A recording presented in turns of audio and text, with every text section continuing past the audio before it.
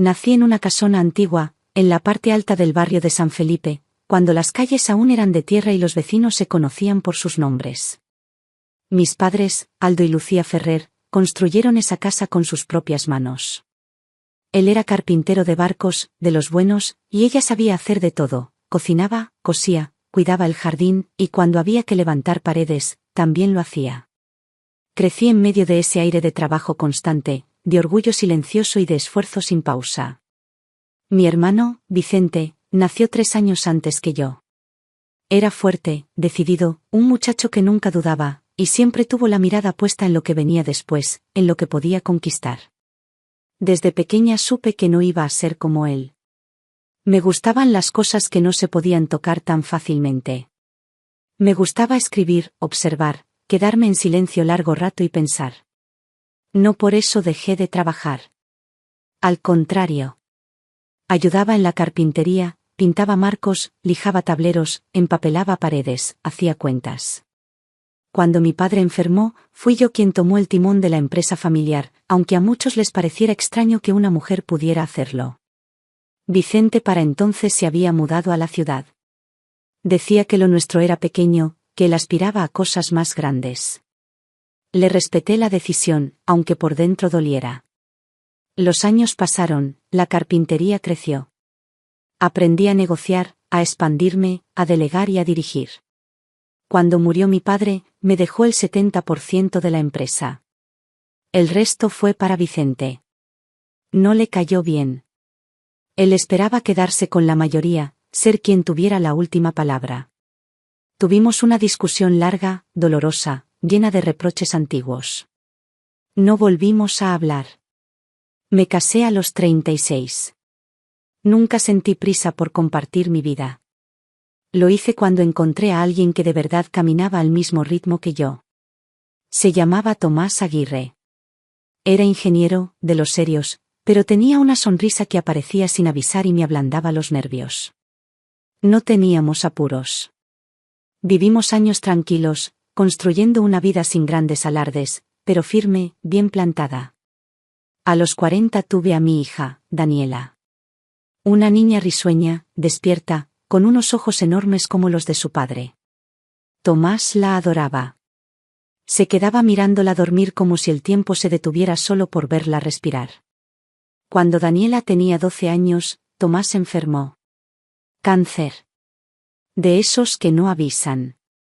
Lo acompañé hasta el final, sin dejar de trabajar ni un día, porque también debía sostener a mi hija, su educación, su casa, su futuro. El duelo fue largo, lento, silencioso. No podía llorar mucho.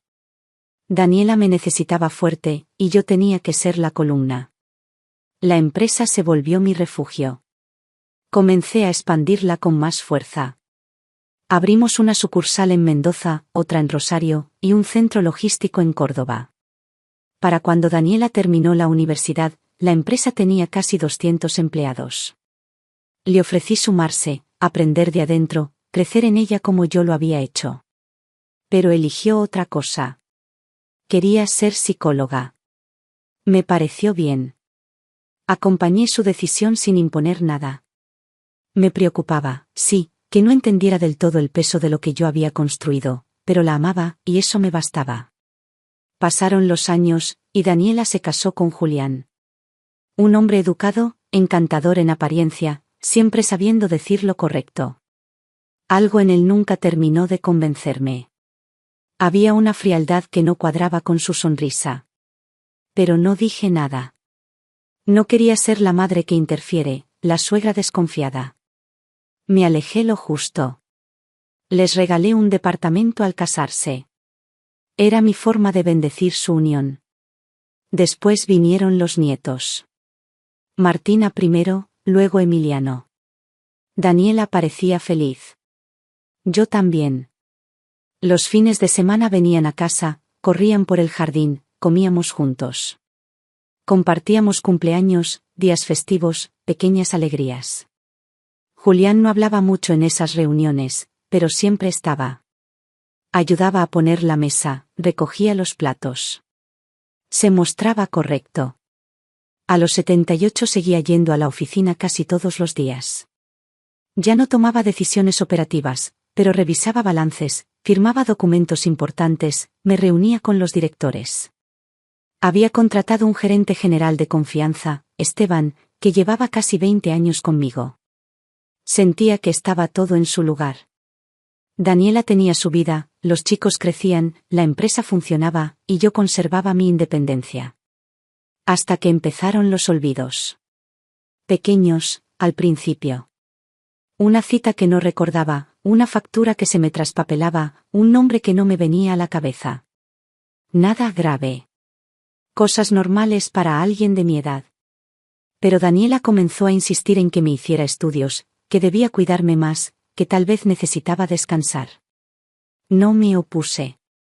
Fui al médico. Me hicieron análisis, resonancias, pruebas de memoria. Los resultados salieron dentro de los parámetros normales. Algo de fatiga, un poco de estrés. Nada alarmante. Lo tomé como señal de que debía bajar un poco el ritmo. Empecé a ir a la oficina solo 3 veces por semana. Pero no era suficiente para ella.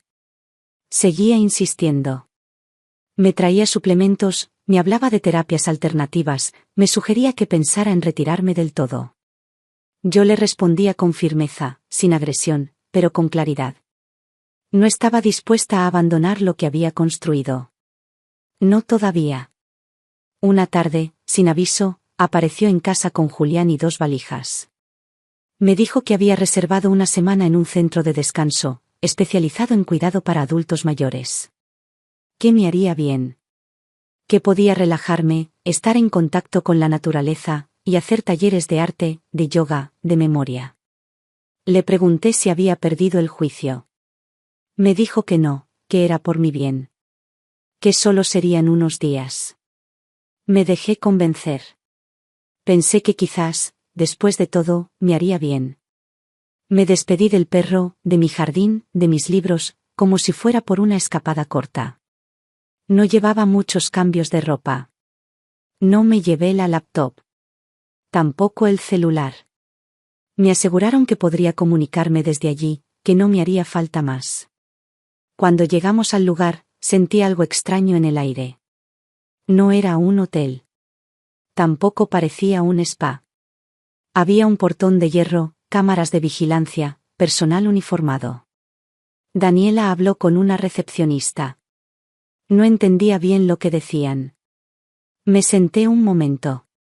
Una mujer de unos 40 me trajo un té y una carpeta con papeles. Me pidió que firmara. No entendí bien qué era, pero Daniela dijo que era solo una admisión temporal, que no debía preocuparme. Firmé. Esa noche me encerraron en una habitación blanca, sin cerradura por dentro. Al día siguiente pedí hablar con alguien, con un médico, con mi hija.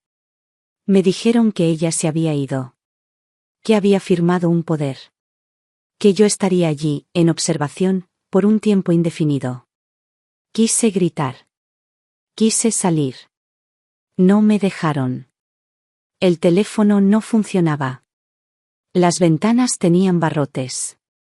Me di cuenta de lo que había pasado. Daniela y Julián me habían internado. No por amor. No por salud. Algo más oscuro se escondía detrás. Y así comenzó mi encierro. Los primeros días fueron una niebla. No por la edad, ni por confusión mental, sino porque me mantuvieron sedada. Me despertaba tarde, con la cabeza densa, la boca seca, el cuerpo lento. Una enfermera pasaba temprano a dejar una pastilla pequeña, blanca, sin nombre. Decía que era por mi ansiedad. Nunca he sido ansiosa. Siempre fui serena, ordenada, capaz de resolver bajo presión. Esa pastilla no calmaba nada. Me nublaba. Me hacía perder tiempo. Me hacía olvidar fragmentos del día. La habitación tenía una cama de una plaza, una lámpara clavada al techo, y una ventana que daba a un jardín cerrado. Había cámaras en las esquinas. No tenían espejos, ni relojes. Nadie hablaba de horas. Las rutinas eran impersonales. A las 8 servían un desayuno tibio, a las 12 el almuerzo sin sal, y a las 6 una cena con verduras blandas.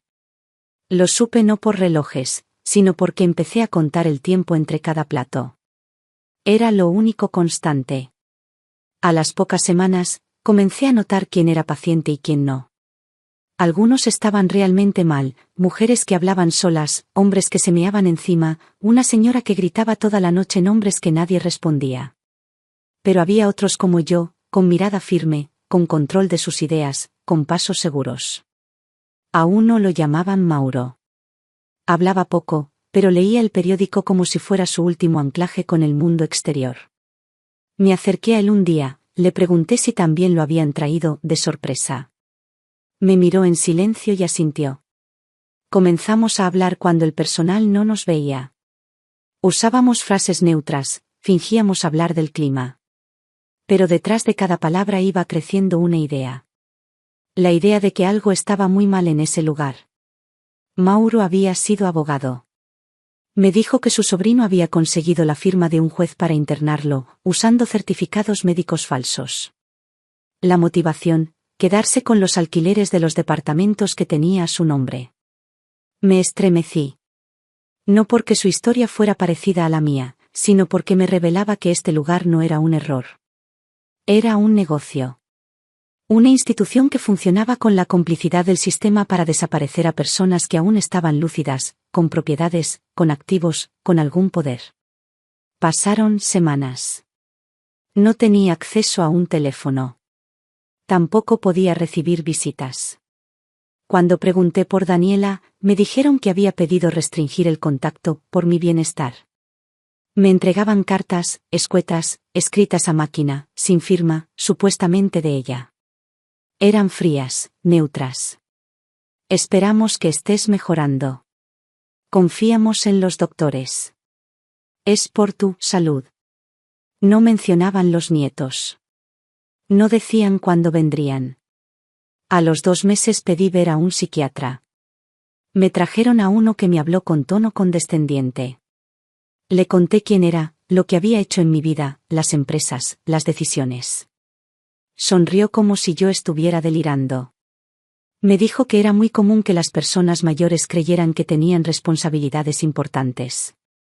Cuando intenté protestar, me anotó algo en una planilla y pidió que me dieran una dosis más alta. Esa noche no dormí. Me obligué a mantenerme despierta. Escupí las pastillas en un pañuelo y las escondí. Comencé a escribir en las servilletas del comedor. Notas, recuerdos, datos importantes. Días. Fechas. Cuentas que debía vigilar. Me ejercitaba mentalmente. Recitaba poemas, recordaba balances, nombres de empleados, operaciones comerciales. No iba a dejar que me borraran. Un día, mientras caminaba por el jardín interior, vi por la reja del portón a un hombre alto, de cabello blanco, que discutía con una de las enfermeras. No pude acercarme mucho, pero su silueta me resultó familiar. El gesto de las manos. La forma de inclinarse hacia adelante. Me quedé quieta, mirando. No me vio. Se fue sin entrar. Esa noche soñé con mi hermano Vicente. No hablábamos desde hacía más de 20 años. Él había creído que yo le robé lo que era suyo. Nunca entendió que papá me eligió a mí por mi capacidad, por mi entrega, por mi constancia. Me dolió perderlo, pero no supe cómo acercarme después de tantos reproches. Me pregunté si aquel hombre podía haber sido él. La idea me revolvió el estómago. ¿Y si supo lo que me hicieron? ¿Y si había intentado verme? Pasaron varios días más. Cada vez era más consciente de que debía salir de allí. No podía quedarme esperando. No podía confiar en nadie más que en mí misma. Y tal vez en Mauro. Hablamos a escondidas. Me dijo que conocía a alguien afuera que podía ayudarnos. Le di un nombre. Esteban, el gerente de mi empresa. Él aún debía estar en funciones, pero no tenía cómo contactarlo. Mauro logró hacer llegar una nota por uno de los camilleros. Una hoja doblada en 4, escrita con letra mínima, como una plegaria. Días después, una enfermera nueva entró a mi habitación en la madrugada. Me trajo un té. Al fondo de la taza había un papel diminuto, sellado con plástico. Decía: lo sé. Estoy con vos. Esteban. Me largué a llorar. No porque me sintiera débil, sino porque al fin alguien me creía. Porque todavía había esperanza. A la semana siguiente, vino una doctora que no conocía. Se presentó con amabilidad, me pidió que le contara todo desde el principio. No tomaba notas. Solo me escuchaba. Al final me pidió paciencia. Me dijo que no podía prometerme nada inmediato, pero que ya no estaba sola.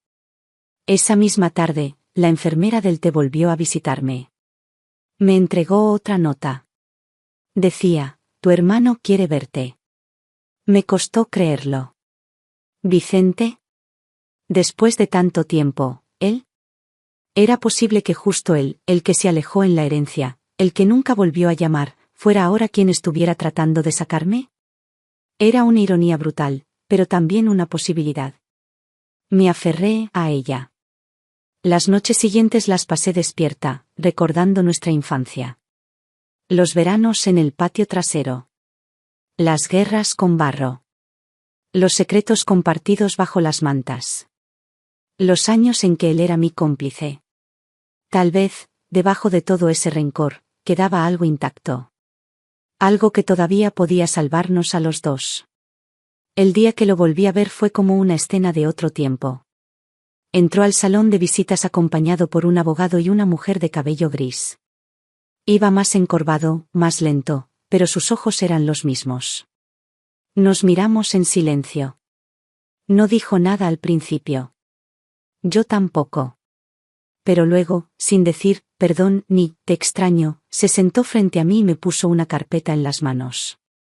Era una copia del poder que Daniela había usado para firmar decisiones a mi nombre. También había copias de reuniones entre ella, Julián y compradores potenciales de las empresas. Querían vender todo. Sin avisarme. Usando mi supuesto deterioro mental como excusa legal. Respiré hondo. No me quebré. No le di el gusto a nadie de verme frágil. Solo asentí. Mi hermano dijo entonces, con una voz que no usaba desde que teníamos 20, ahora somos dos. Después de aquella visita, supe que ya no podía permitirme ni una sola grieta. Todo debía estar calculado. Mis gestos, mis palabras, el tono con el que hablaba con los médicos, la manera en que caminaba por los pasillos, incluso cómo masticaba los alimentos. Cualquier error podía ser interpretado como una recaída, una señal de que yo no estaba bien. Debía convertirme en mi propia abogada, sin levantar sospechas. Necesitaba salir de ese lugar por la puerta principal, con mi nombre intacto, mi dignidad firme y mi mente tan clara como siempre. Vicente me explicó lo que había hecho en las semanas anteriores. Había contratado a un abogado especialista en derechos patrimoniales y curatelas. Habían solicitado una revisión médica independiente. También habían hecho un pedido formal para que yo pudiera recibir visitas supervisadas. El documento que Daniela había firmado tenía lagunas legales. Aunque ella era mi hija, no había acreditado con pruebas válidas que yo estuviera incapacitada. Solo había usado su profesión de psicóloga para emitir un informe que luego un juez complaciente había avalado sin más. Era frágil. Pero necesitábamos tiempo y precisión. Si forzábamos una salida antes de contar con todos los documentos en regla, podían volver a internarme, esta vez con papeles más sólidos. Mientras tanto, yo continuaba fingiendo rutina. Aceptaba las pastillas, pero no las tragaba. Aprendí a esconderlas bajo la lengua y luego escupirlas en los baños. Usaba las pocas hojas que me dejaban para escribir con letra minúscula, anotaciones sobre conversaciones, cambios en el personal, nombres de médicos, detalles de quienes entraban y salían. Me volví mi propia espía. No por paranoia, sino porque comprendí que cada gesto podía ser evidencia para algo más grande. El personal del lugar no era cruel, pero sí indiferente. Había una frialdad burocrática en la forma en que me trataban. Como si ya me hubieran archivado en una categoría. Como si no importara lo que dijera o hiciera. Yo no era ya una persona. Era un diagnóstico, una firma, un documento en una carpeta. Pero yo recordaba. Yo sabía. Y eso, aunque no lo supieran ellos, me daba poder. Una tarde, la enfermera del té, se llamaba Mónica, me entregó una nota nueva. Era de Esteban. Me decía que Julián había empezado los trámites para vender parte de las acciones de la empresa. Había usado una autorización falsa, con mi firma escaneada, y había pactado una reunión con un grupo de inversores. El monto era millonario. El problema era que muchos empleados sabían que yo no había autorizado nada. Algunos estaban incómodos. Otros, confundidos. Esteban había hecho correr discretamente la noticia de que yo no estaba enferma, que estaba retenida. Nadie podía comprobarlo aún, pero el rumor comenzaba a abrir grietas. A la semana siguiente, Vicente volvió. Esta vez con noticias importantes. El abogado había conseguido que un juez aceptara una evaluación médica alternativa. En 2 semanas, vendrían 2 psiquiatras independientes a entrevistarme.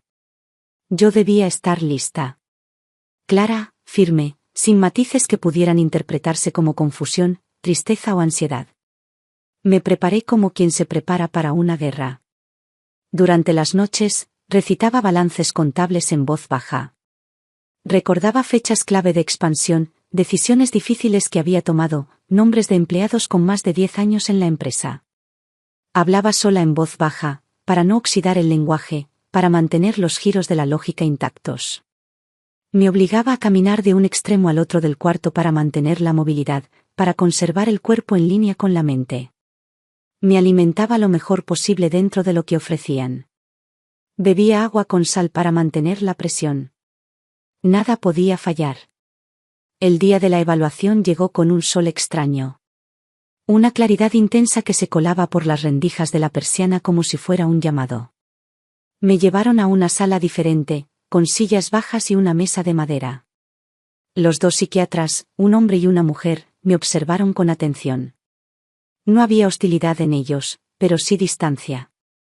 Me preguntaron por mi nombre completo, mi fecha de nacimiento, mi estado civil, mi historia médica. Respondí con exactitud, sin apuro, sin titubeos. Me pidieron que les contara sobre mi vida. Les hablé de mi esposo, de mi hija, de mis nietos. Luego les hablé de la empresa. Les di cifras exactas. Les expliqué las etapas de crecimiento, los desafíos del mercado.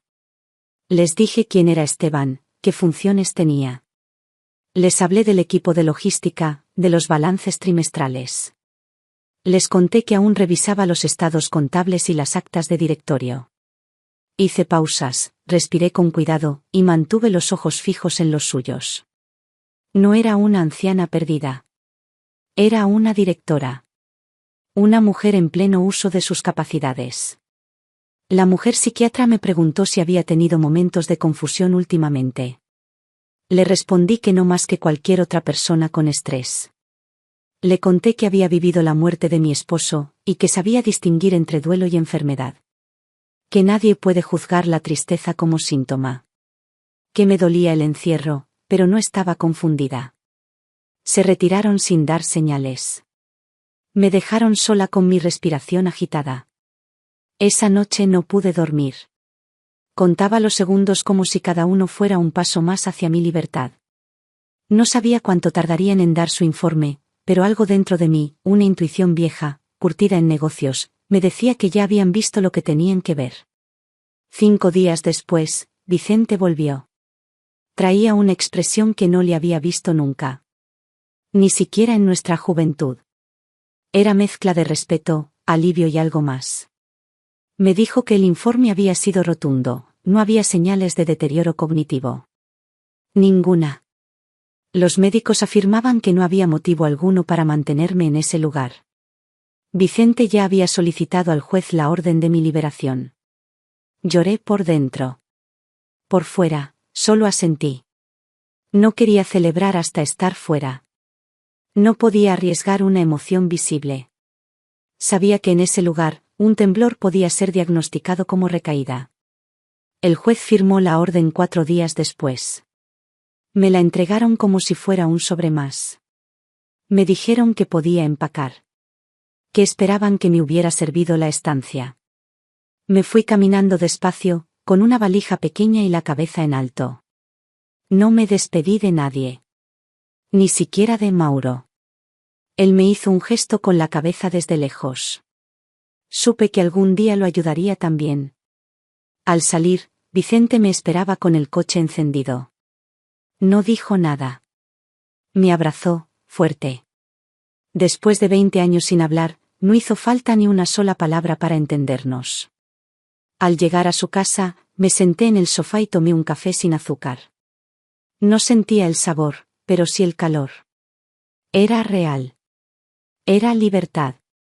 Ahí me contó lo último. El día de la firma con los inversores se acercaba. Julián y Daniela planeaban vender todo. Pensaban que yo estaba anulada. Que nadie los detendría. Pero no sabían lo que les esperaba. No volví a mi casa. Todavía no. Vicente insistió en que me quedara en la suya por unos días. No quería que Daniela ni Julián supieran que estaba libre. La información era poder, y yo no podía permitirles preparar una reacción. El elemento sorpresa debía ser mío. Esteban nos mantenía informados desde adentro. Su lealtad no había flaqueado ni una vez. Me enviaba informes cada mañana. Correos. Copias de contratos que Julián intentaba firmar. Movimientos sospechosos. Reuniones con ejecutivos que antes jamás habrían sido recibidos sin mi autorización. Mi hija no aparecía por la empresa. Todo lo manejaba él. Daniela se mantenía al margen, según Esteban, diciendo que estaba agotada, que prefería no involucrarse tanto. Empecé a comprender. Julián la estaba usando. No solo en lo legal, también en lo mental. Esteban había visto cosas. Medicamentos que ella tomaba sin saber para qué. Cambios de humor abruptos. Una dependencia extraña hacia su marido.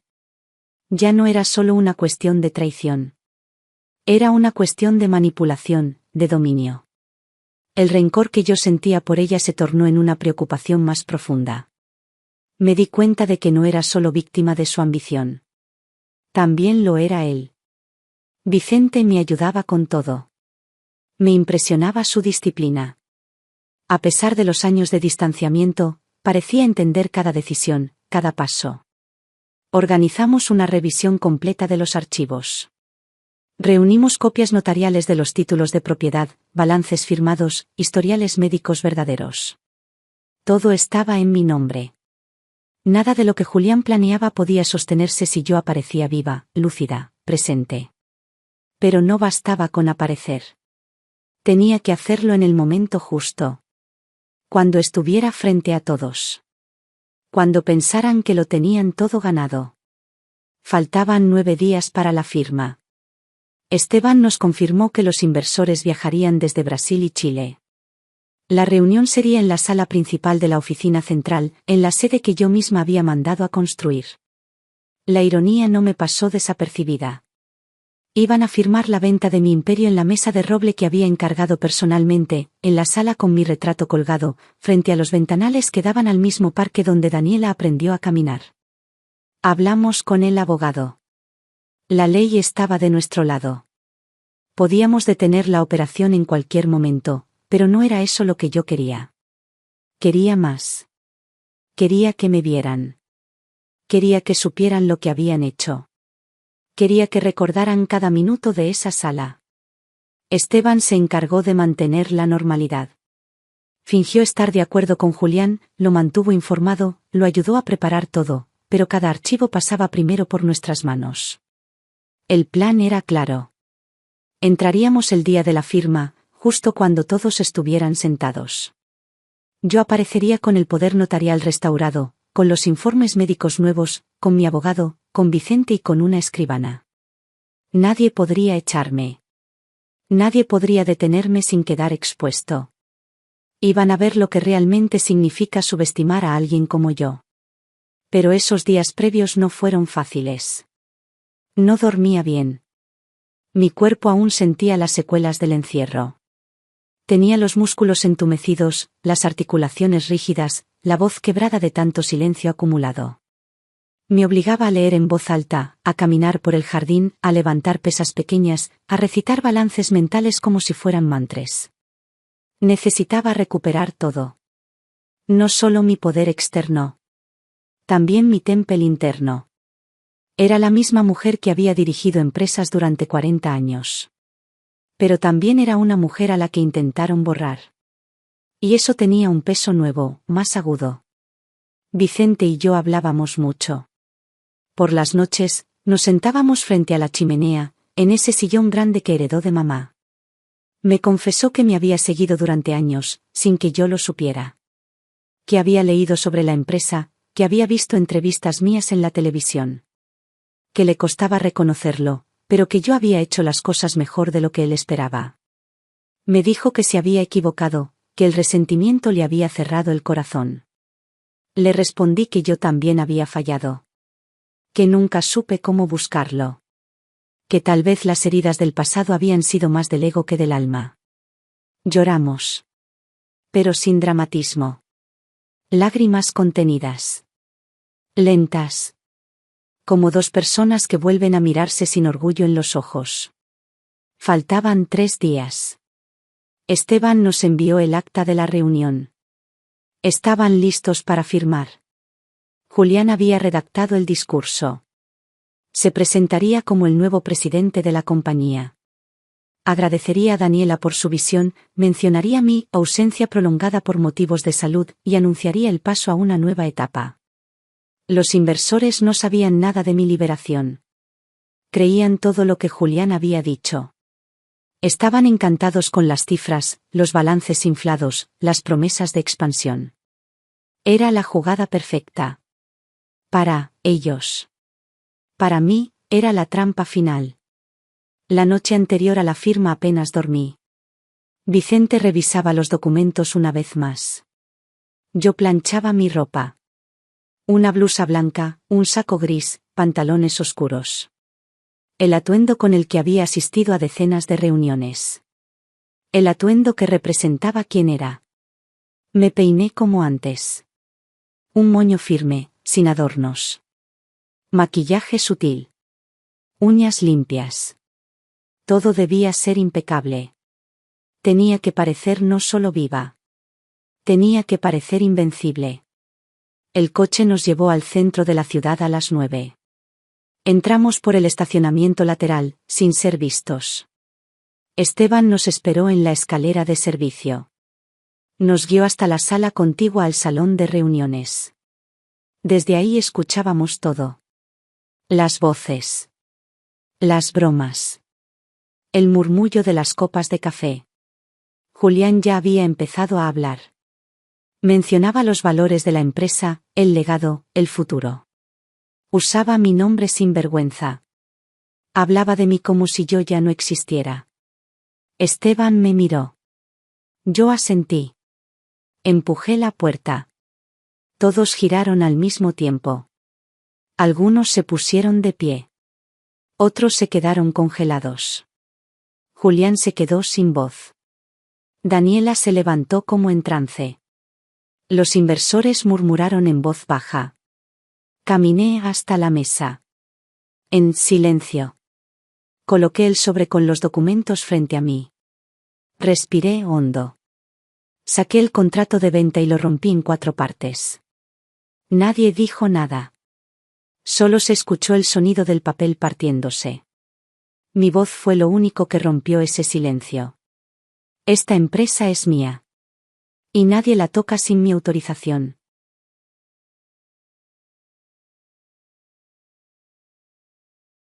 Después de romper el contrato, todo quedó suspendido en un silencio denso.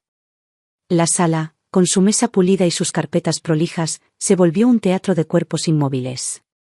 Algunos me miraban como si hubieran visto un fantasma. Otros, como si hubieran descubierto de pronto que estaban en el lugar equivocado. Julián fue el primero en reaccionar. Dio un paso al frente, los labios apretados, y soltó un discurso mal armado. Dijo que estaba confundido, que no entendía cómo había llegado yo allí, que todo lo que había hecho había sido para proteger mi legado. Me miró con esa expresión calculada que siempre usaba cuando intentaba parecer sincero.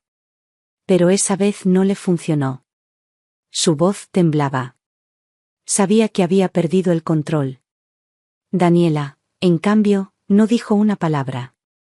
Me observó desde su asiento, como si no terminara de reconocerme. Tenía los ojos vidriosos, el cuerpo rígido, y las manos agarradas al borde de la silla con una fuerza extraña. Su expresión no era de miedo. Era otra cosa. Como si algo dentro de ella estuviera peleando por salir. Me dirigí a los inversores. Les expliqué que seguía siendo la única titular legal de la empresa. Que cualquier venta sin mi consentimiento era inválida. Les mostré los informes médicos, los papeles del juzgado, la restitución oficial de mi capacidad jurídica. Les agradecí su presencia, pero les pedí que abandonaran el lugar. Uno a uno, se fueron levantando. Algunos murmuraron disculpas. Otros ni siquiera me miraron. La mayoría entendía que habían estado a punto de ser parte de un fraude. Cuando todos se fueron, quedamos nosotros. Julián, Daniela, Esteban, Vicente, mi abogado y yo. Me senté con calma. Miré a Julián, directo. Le dije que lo investigaría. Que lo demandaría.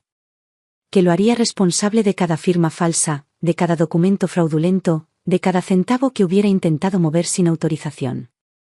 Su rostro cambió. Ya no era altivo.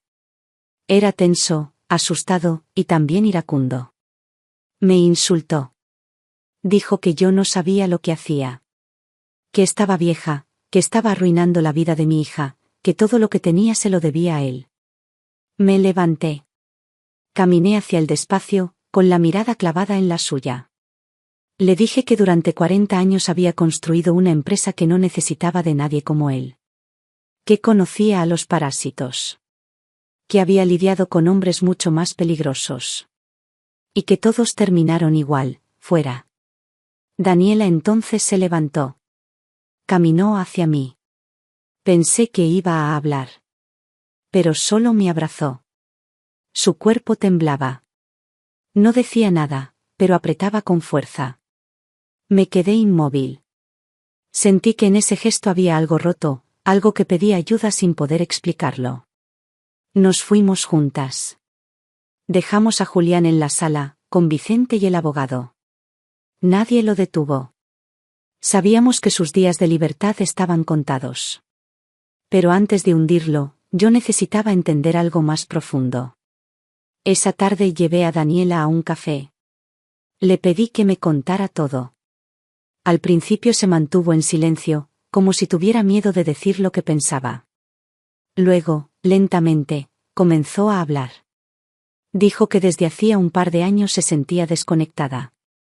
Que ya no sabía cuándo tomaba decisiones por sí misma. Que todo lo decidía Julián, qué comían, a quién veían, qué trabajos tomaba, qué ropa se ponía. Al principio creyó que era cuidado.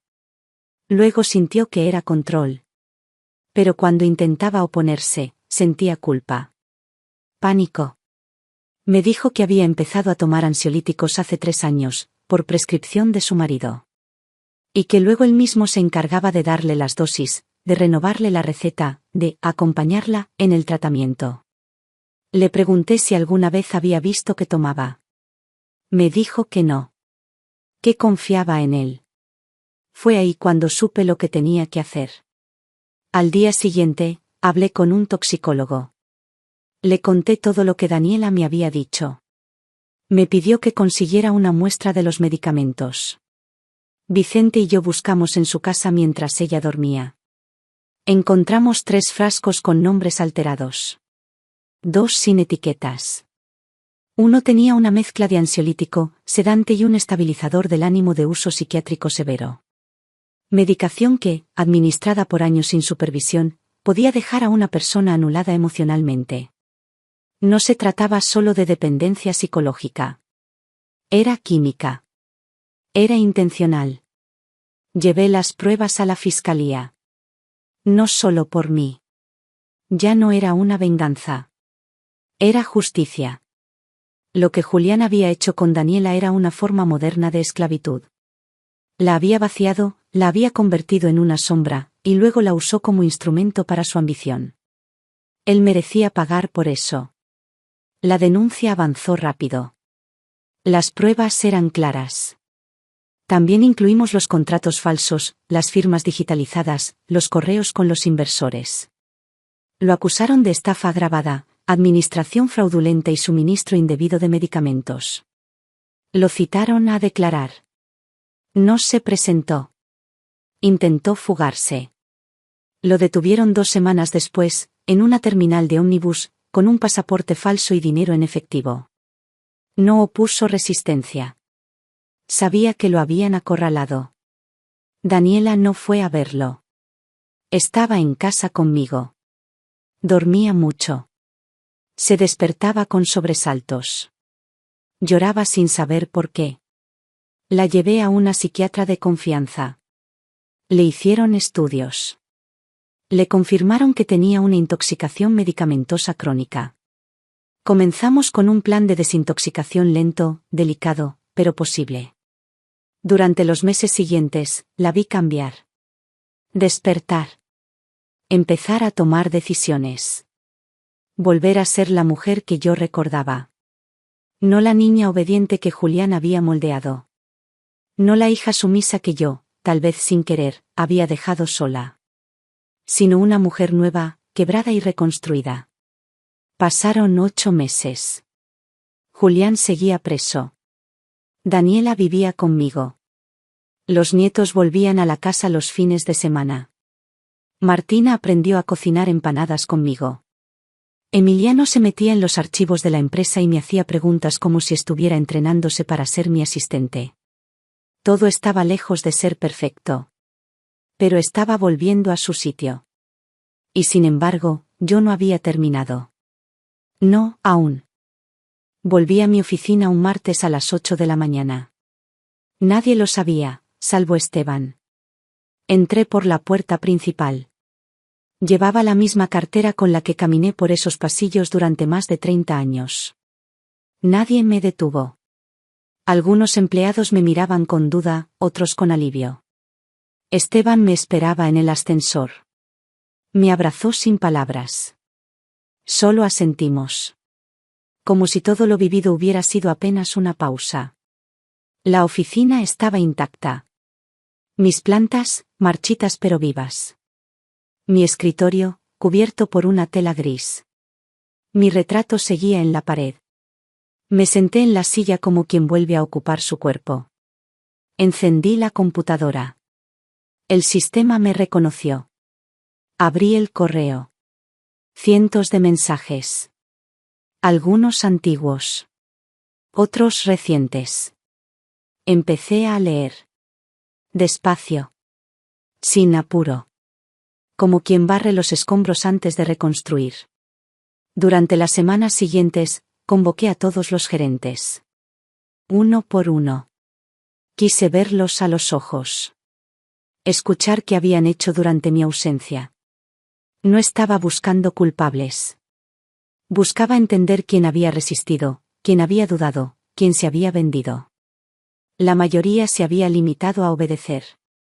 Pero unos pocos, muy pocos, se habían atrevido a hacer preguntas. A dudar de lo que les decían. Esos fueron los que anoté en mi lista personal. Los que merecían quedarse. Despido a los que fueron cómplices. Sin drama. Sin discursos. Les entregué los finiquitos en sobres blancos. Les agradecí por su tiempo. Les deseé suerte. No me tembló la mano. Era mi empresa. Y yo estaba viva. Y lúcida.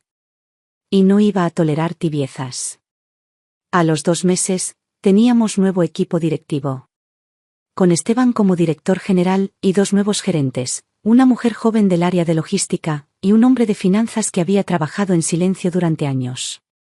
Los 3 entendían lo que se esperaba: firmeza, lealtad, inteligencia. Mi nieta Martina empezó a visitarme los miércoles. Le encantaba mirar cómo revisaba los balances. Le mostraba hojas, le enseñaba a leer los márgenes, las columnas, las pérdidas encubiertas. Me preguntaba si podía ser la jefa algún día. Yo le decía que no basta con quererlo. Que hay que estar dispuesta a perder muchas cosas. El respeto cómodo, las certezas, incluso el amor de los cercanos.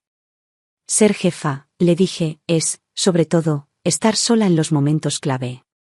No siempre, pero muchas veces. Mi hermano Vicente se convirtió en un aliado inesperado. Venía los viernes. Revisábamos juntos viejos contratos, analizábamos ideas para expandirnos. Le devolví el 30% de participación que había heredado de papá. Me miró sorprendido. Le dije que no era caridad.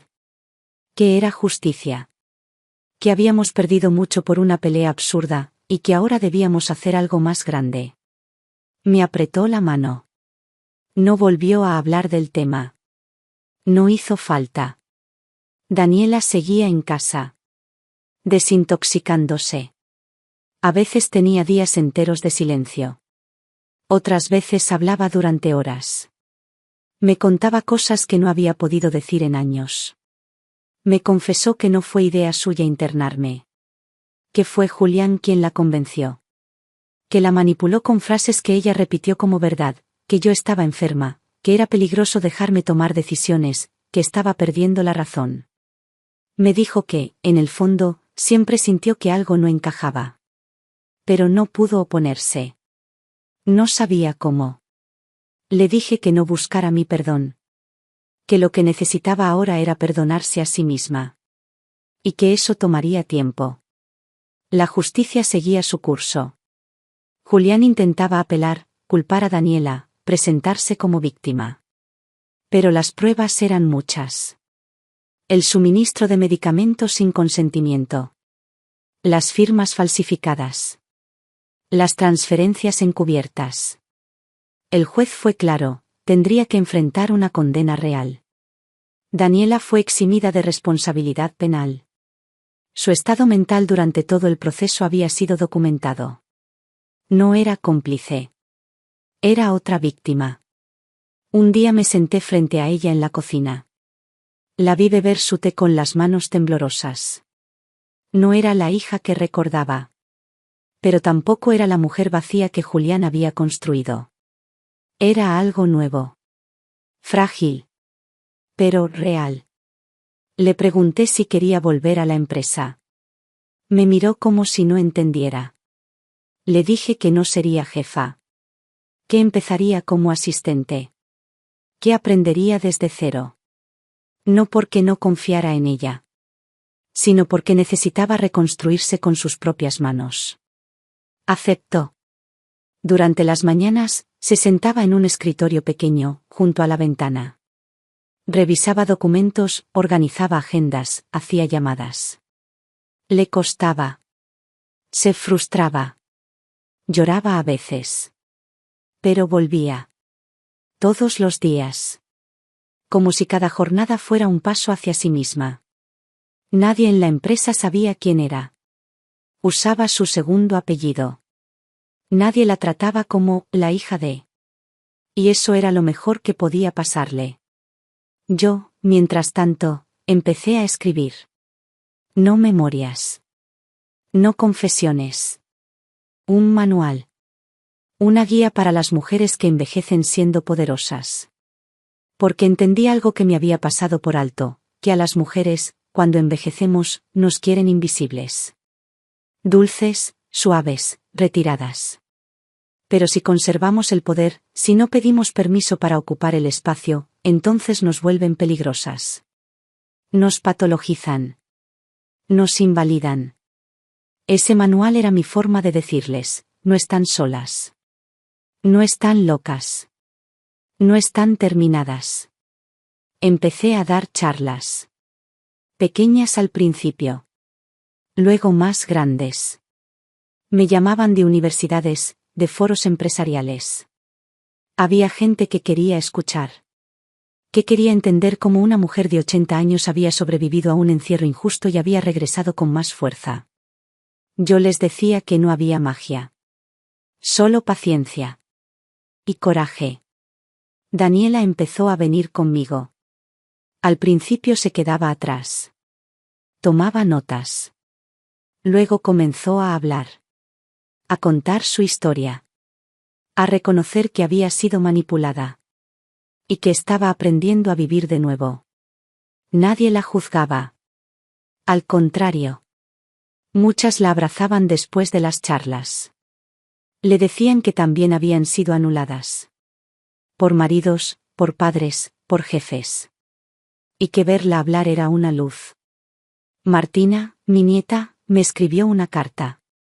Me dijo que quería ser como yo. Que quería estudiar administración, pero también psicología.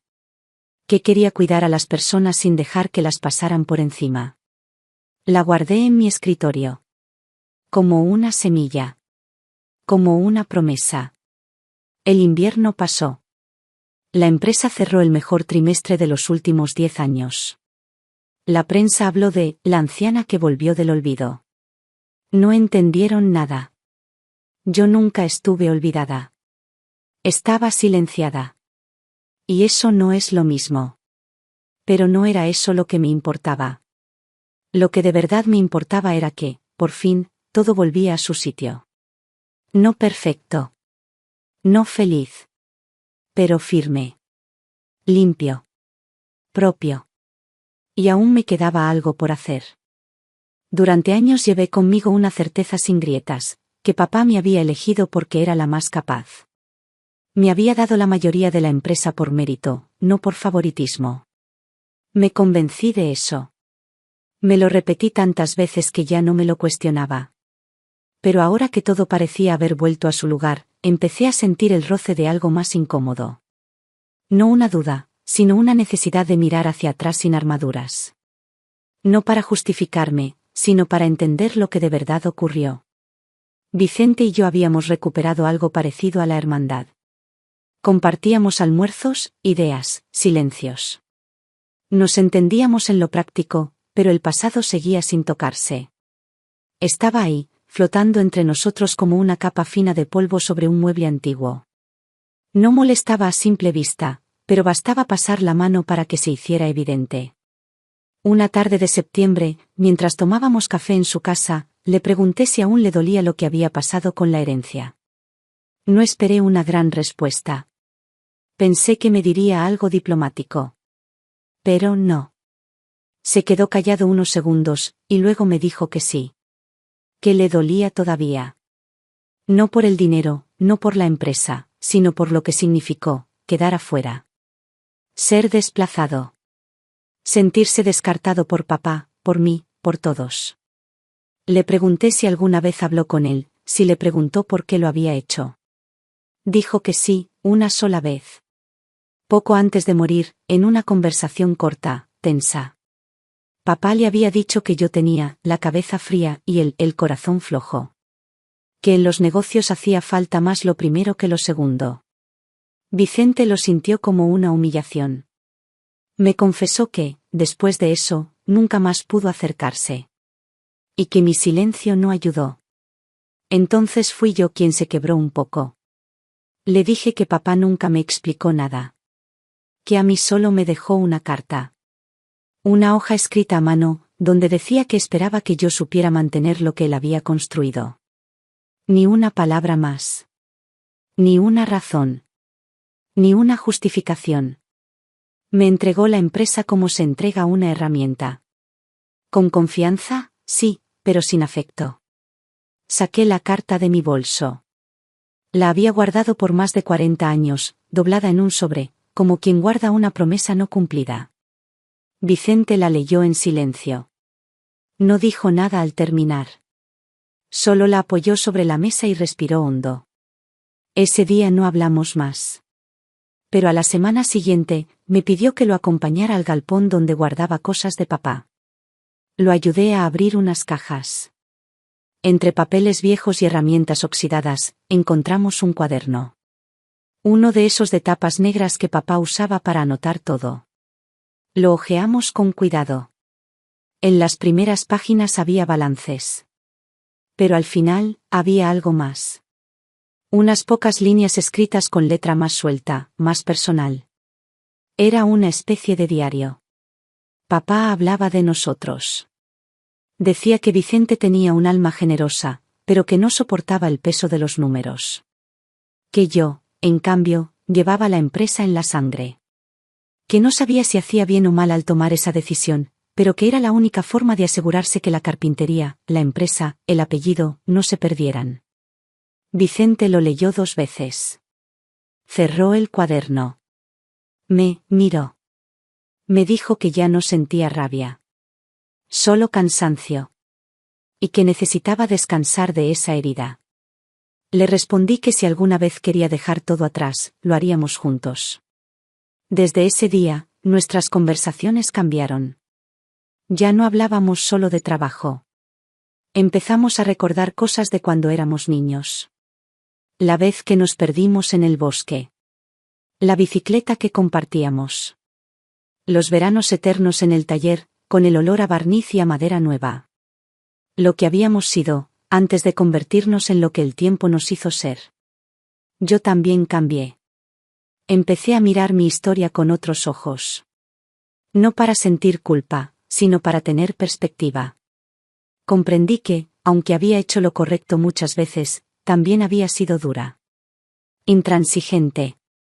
Que el poder que tanto defendí a veces me hizo olvidar que lo humano también importa. Que el liderazgo no es solo eficiencia. Es también saber sostener a quienes caminan a tu lado. Daniela notó el cambio. Un día me dijo que mi voz era distinta. Más suave. Le pregunté si eso era bueno. Me dijo que sí, que por primera vez sentía que hablábamos como 2 mujeres, no como madre e hija. Me abrazó. Me pidió permiso para tomarse unas vacaciones. Quería irse con los chicos al sur, a caminar por la nieve. Le dije que sí. Que se lo merecía. Y le entregué un sobre con algo de dinero. No como ayuda. Como respaldo. Martina me dejó en el escritorio una nota. Decía, gracias por enseñarme a ser fuerte sin perder la ternura. La guardé junto a la carta de papá. Pensé en lo extraño que es el tiempo, cómo duele, cómo cura, cómo pone las cosas en su lugar si uno sabe esperar lo suficiente. En la empresa las cosas iban bien. Esteban consolidó su liderazgo. Yo me retiré un poco. No del todo, pero sí de las decisiones diarias. Me dediqué a planear el futuro. No mío. De la empresa. De mis nietos. Del legado. Y un día, caminando sola por el taller viejo, ese que papá construyó con sus manos, me detuve frente a una de las primeras mesas de trabajo. La toqué.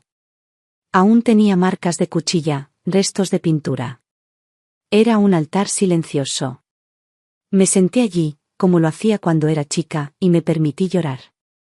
No de tristeza. De alivio. Todo lo que me habían querido quitar, lo había recuperado.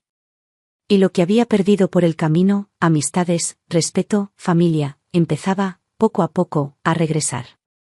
Ya no quería venganza. Ya no necesitaba probar nada. Solo quería vivir lo que me quedaba con la paz de haber resistido, con la certeza de haber hecho lo correcto. Y con la compañía de quienes, a pesar de todo, seguían conmigo. Pero aún quedaba algo más por cerrar. El testamento. Fueron necesarias semanas de reflexión. No porque dudara de lo que quería hacer, sino porque esta vez, por primera vez en mi vida, no quería actuar por impulso, ni por orgullo, ni por la necesidad de dejar una marca más fuerte que los años. Esta vez quería actuar con justicia. Con sabiduría. No por lo que otros esperaban de mí, sino por lo que yo sabía que debía hacerse. Había recuperado mi empresa, mi nombre, mi libertad. Había enfrentado a mi hija, al hombre que la manipuló, al sistema que me había querido borrar. Había reconstruido mi vínculo con mi hermano, con mi nieta, incluso con Daniela. Había sido testigo de una segunda oportunidad en todas sus formas. Pero me quedaba una decisión que ya no podía aplazar más: ¿qué haría con todo lo que dejaría atrás? Un legado no es solo una herencia. No son propiedades, ni acciones, ni cifras frías en un papel. Un legado es también una historia. Una memoria que se traspasa. Una manera de entender el mundo que otros recibirán cuando ya no estemos para explicarla. Y si uno no cuida ese traspaso, si no lo prepara, puede convertirse en carga. En conflicto. En silencio. Había redactado varios testamentos en mi vida. El primero lo escribí cuando nació Daniela. Tenía 39 años. Era breve, funcional, lógico. A ella le dejaba todo. No había dudas. Luego lo actualicé cuando nació Martina.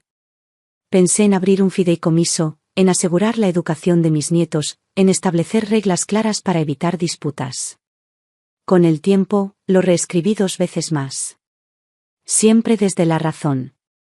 Nunca desde la emoción. Pero esta vez era distinto. Esta vez había vivido una traición que me enseñó que no se puede confiar solo en los vínculos. Que la sangre, aunque pese, no garantiza lealtad. Que el amor, si no se cuida, se deforma. Que los nombres, si no se enfrentan con la verdad, se convierten en sombras. Me senté sola en el escritorio de mi habitación, un domingo por la noche. La casa estaba en silencio. Daniela dormía. Los chicos se habían ido con su padre, bajo custodia supervisada, pero sin tensiones. Vicente me había llamado para invitarme a almorzar al día siguiente. Todo parecía calmo, pero yo sabía que ese momento era el más importante de todos, decidir qué dejar y a quién. Tomé una hoja en blanco y escribí lo que sentía. No lo que pensaba. Lo que sentía. No quería que este testamento fuera solo un documento legal. Quería que fuera una carta abierta, una declaración de principios. Algo que, cuando yo ya no estuviera, pudiera ser leído en voz alta y nadie dudara de que era mío. Empecé por Daniela. Le dejé lo justo. Una parte del patrimonio, una vivienda propia, una seguridad. Pero también le dejé una cláusula clara, debía seguir su tratamiento. No como castigo, sino como protección. Sabía que podía volver a caer en la dependencia emocional. No por culpa, sino por historia. Le dejé una carta personal, en la que le decía que la amaba, pero que ya no iba a protegerla de sí misma. Que ahora le tocaba a ella decidir qué clase de madre, mujer y persona quería ser. Y que eso, en el fondo, era la mayor herencia que podía dejarle, la libertad de rehacerse. A Vicente le dejé la mitad de las acciones de la empresa. Lo escribí sin temblores. Sin dudas. Era el gesto que debía haber hecho hace décadas. Lo compensé no con dinero, sino con confianza. Le expliqué que no se trataba de retribución, sino de reparación. Que él era parte de esta historia, aunque la historia nos hubiera separado. Y que yo no quería que nuestros hijos, nuestros nietos, heredaran esa misma grieta. A Esteban, mi eterno aliado, le dejé un porcentaje minoritario y un bono de continuidad. Pero más importante aún, lo nombré custodio del legado institucional. No solo como gerente, sino como guardián del espíritu de lo que construimos. Sabía que lo cuidaría. Lo conocía como a pocos. Sabía que no me debía lealtad, sino respeto. Y eso, a su modo, era aún más fuerte. Y a Martina, a mi nieta, mi luz nueva, mi espejo más limpio, le dejé el resto. La otra mitad de la empresa. Con una cláusula que exigía que terminara sus estudios, que se formara, que trabajara desde abajo. Que hiciera lo mismo que yo hice, sin atajos, sin coronas heredadas. Le escribí una carta aparte. Le dije que no la elegía por favoritismo, sino porque veía en ella una semilla. No de poder, sino de integridad. Le pedí que nunca confundiera éxito con ambición. Que supiera cuándo decir no. Que supiera renunciar. Que cuidara a los suyos. Que no olvidara que los grandes imperios no los sostienen las cifras, sino las personas. No mencioné a Julián en ninguna línea. Su nombre no existe en el documento. Su historia con nosotros terminó en los márgenes de la justicia. Nada más. Ni odio, ni venganza. Solo silencio. Guardé el testamento en una caja fuerte. Le dejé copia al notario, al abogado, a Esteban. No quería misterios. No quería sorpresas. Quería claridad. Porque ya había vivido en carne propia lo que puede pasar cuando los silencios heredan más que las palabras. Después de firmar todo, salí al jardín. Era medianoche. El aire estaba frío, pero limpio. Miré el cielo. Pensé en papá. En mamá. En Tomás, mi marido. En lo que me dirían si pudieran verme. No sé si estarían orgullosos. No me importa. Porque esta vez, al fin, yo lo estaba. Me senté en la mecedora del porche y me dormí allí, envuelta en una manta, con la sensación, por primera vez en muchos años, de que ya no tenía cuentas pendientes. Y aún así, la vida me guardaba un último movimiento. Uno que no había previsto. El verano trajo consigo un calor lento, de esos que se sienten más en los huesos que en la piel. Yo seguía en casa, con mis horarios claros, mis costumbres intactas. No iba a la empresa todos los días. Ya no era necesario. Esteban y Vicente se encargaban de todo. A veces me enviaban informes, me pedían una opinión. Pero ya no me necesitaban como antes. Y eso, lejos de incomodarme, me traía alivio. Había sido útil, sí. Había sido esencial, también. Pero ahora era tiempo de ser testigo. Y guiar solo cuando me lo pidieran. Daniela había retomado su terapia.